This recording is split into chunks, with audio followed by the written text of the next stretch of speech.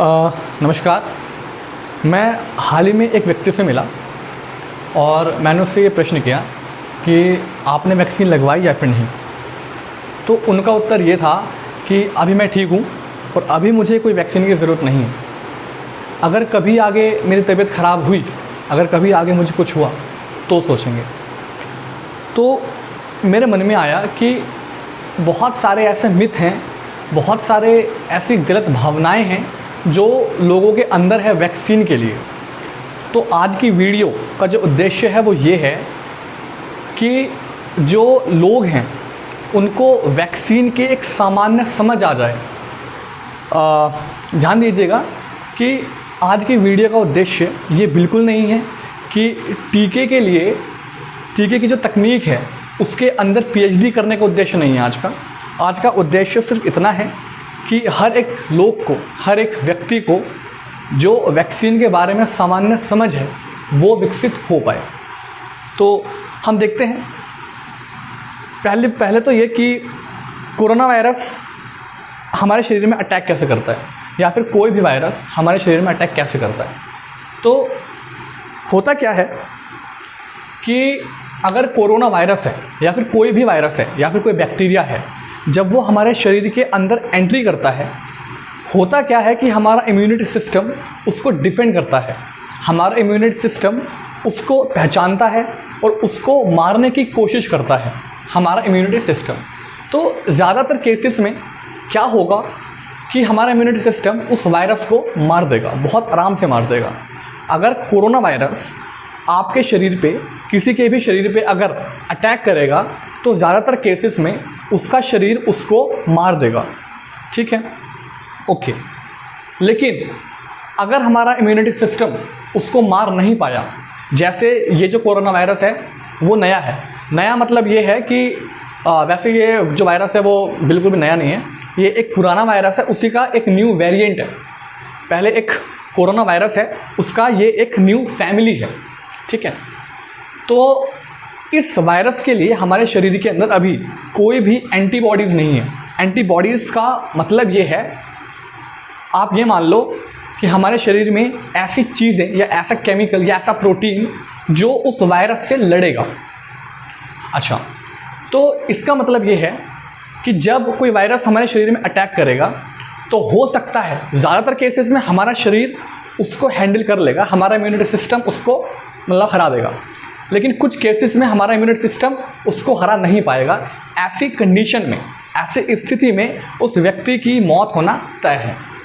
ठीक है, अच्छा, दूसरी चीज़ कि तो वैक्सीन हमको इन सब से बचाएगी कैसे? वैक्सीन में ऐसा क्या है? वैक्सीन क्या एक दवाई है? वैक्सीन क्या है? तो वैक्सीन को समझने के लिए बहुत ही सरल भाषा में मैं आपको बताऊं कि वैक्सीन जो है वो एक ऐसे, वो कोरोना वायरस का मरा हुआ रूप है। मरा हुआ रूप का मेरा मतलब क्या है? मरे हुए रूप का मेरा मतलब ये है कि अगर हम उस मरे हुए वायरस के रूप को किसी के भी शरीर में डालते हैं, इंजेक्ट करते हैं, तो अपने आप को रेप्लिकेट नहीं करेगा। रेप्लिकेट नहीं करने का मतलब ये है कि अपनी जो उसकी जनसंख्या है वो बढ़ेगी नहीं, वो उतना ही रहेगा। मतलब जो वो वाला कोरोना वायरस का जो मरा हुआ रूप है वो हमारे शरीर को कुछ भी नुकसान नहीं पहुंचाएगा। ठीक है, लेकिन जब हमारे शरीर के अंदर उस वायरस का मरा हुआ रूप आएगा तो हमारे शरीर का प्रतिरक्षा तंत्र मतलब इम्यूनिटी सिस्टम उसको पहचानेगा। पहचानने के बाद उसके अगेंस्ट इम्यूनिटी बनाना स्टार्ट करेगा। और जब उसके अगेंस्ट एक बार इम्यूनिटी हमारा इम्यूनिटी सिस्टम बना देगा, फिर उसके बाद क्या होगा कि हमने वैक्सीन लगवाई, हमारे इम्यूनिटी सिस्टम ने उसको पहचाना, उसके अगेंस्ट इम्यूनिटी बनाई।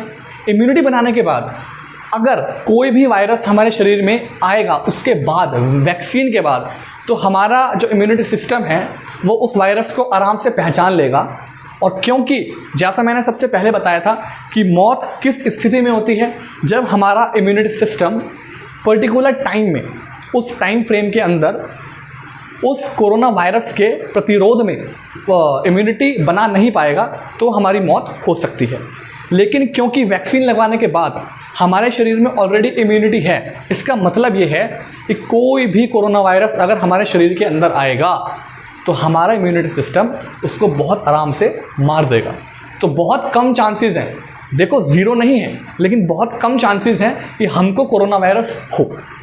अच्छा, आगे हम बात करते हैं। ये था पूरा का पूरा सिस्टम कि वैक्सीन कैसे काम करती है, वैक्सीन कैसे काम करती है। आगे हम ये देखेंगे कि कोरोना वैक्सीन के बाद में मैंने ये बहुत सारी चीज़ें सुनी और देखी भी कि लोग अगर लोगों ने वैक्सीन लगवाई उसके बाद में उनको कुछ सिम्टम्स दिखे, उनके बाद में उनको कुछ दिक्कत हुई, जैसे बुखार और बॉडी पेन, शरीर में दर्द। तो क्या ये इसका कारण क्या है और क्या ये नॉर्मल है? तो जी हाँ, ये बिल्कुल नॉर्मल है। मैं आपको बताऊं कि जब वैक्सीन मतलब वायरस का मरा हुआ रूप जब हमारे शरीर के अंदर आएगा, भले ही वो रेप्लिकेट ना करे, लेकिन हमारा इम्यूनिटी सिस्टम उसके अगेंस्ट इम्यूनिटी बनाएगा। और अगर हमारा इम्यूनिटी सिस्टम उसके अगेंस्ट इम्यूनिटी बनाएगा, इसका मतलब ये है कि हमको कुछ स्थिति में, हमेशा नहीं होगा, हर केस में नहीं होगा, लेकिन कुछ स्थिति में हमको भी फीवर, बुखार या शरीर में दर्द हो सकता है। ये बिल्कुल सामान्य है। तो वैक्सीन लगवाने के बाद हमको जो सिम्टम्स हैं वो हो भी सकते हैं और नहीं भी हो सकते हैं। दोनों केसेस बिल्कुल ही नॉर्मल है। अब हम बात करते हैं कि क्या वैक्सीन लगवाने के बाद कोरोना हो सकता है? तो जी हाँ, हो सकता है। क्यों? इसका कारण ये है कि आपने अगर कोई भी वैक्सीन लगवाई है तो उसको अपनी इम्यूनिटी बनाने में, उस वायरस के प्रतिरोध में इम्यूनिटी बनाने में सामान्यतः 14 दिनों का टाइम लगता है। अगर उन 14 दिनों के अंदर वो व्यक्ति जिसको वैक्सीन लगी है वो किसी कोरोना वायरस के कांटेक्ट में आता है तो चांसेस हैं कि उसको कोरोना हो जाए। ठीक है, इसका मतलब ये है कि वैक्सीन लगवाने के बाद भी कम से कम 14 दिन तक रहें, तो बाद में भी, लेकिन कम से कम 14 दिन तक अपने घर में ही रहें, वायरस से बचें। उसके बाद जो एक और प्रश्न लोगों के मन में आता है कि क्या वैक्सीन से कोरोना हो जाएगा? ये अभी हमने देखा कि वैक्सीन लगवाने के बाद क्या कोरोना होगा। दूसरा केस ये है कि क्या वैक्सीन की वजह से कोरोना होगा? तो इसका आंसर मैंने बहुत पहले ही किया था। इसका आंसर है नहीं। क्यों नहीं? क्योंकि वो है आपका डेड वायरस या फिर इनएक्टिव वायरस। मतलब वो जो वायरस है जो वैक्सीन के अंदर आपको लगाया है वो मरा हुआ वायरस है। इसका मतलब ये है कि वो खुद को रेप्लिकेट नहीं करेगा, और अगर वो खुद को रेप्लिकेट नहीं करेगा इसका मतलब ये है कि उस वायरस की वजह से, मतलब उस वैक्सीन की वजह से आपको कभी भी कोरोना नहीं होगा। तो अगर वैक्सीन के बाद अगर आपको कोरोना हुआ है, इसका मतलब ये है कि आप 14 डेज से पहले कहीं ना कहीं किसी कोरोना वायरस के कांटेक्ट में आए थे। इसके बाद में हम देखते हैं कि डेथ, सबसे इम्पोर्टेंट क्वेश्चन और सबसे बड़ा मिथ, क्या वैक्सीन के बाद में डेथ होती है? तो इसको जानने के लिए हम एक सरकारी संस्था है AEFI adverse effect following immunization, ये एक सरकारी संस्था है। नेशनल AEFI कमेटी एक संस्था है सरकारी। उसके डाटा के अकॉर्डिंग हम इसको समझने की कोशिश करते हैं कि कितनी डेथ होती हैं, कैसे होती हैं वैक्सीन लगवाने के बाद में। तो AEFI के डाटा के अकॉर्डिंग हमको जो उनका डाटा है उसके अकॉर्डिंग हम ये जान सकते हैं कि हर 10 लाख में जिन्होंने वैक्सीन लगवाई, जिन्होंने वैक्सीन का कम से कम एक डोज लगवाया, उनमें से सिर्फ 2 की डेथ हो रही है। सिर्फ 2 बंदे उनमें ऐसे हैं, सिर्फ 2 व्यक्ति उनमें ऐसे हैं जिनकी मौत हुई है। ये डाटा AEFI का है।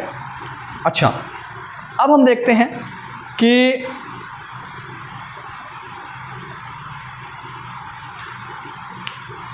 अब हम ये देखते हैं कि अगर किसी ने वैक्सीन नहीं लगवाई तो उनके मौत का रेशो क्या है। हम सबको पता है कि अभी जो इंडिया की स्थिति के अंदर, इंडिया के हिसाब से अभी जो CFR रेट है तो वो लगभग 1.3% है। 1.3% का मतलब ये है कि 100 में से या फिर 1000 में से या फिर 10 लाख में से 130 लोग 10,000 में से 130 लोग मर जाएंगे कोरोना की वजह से।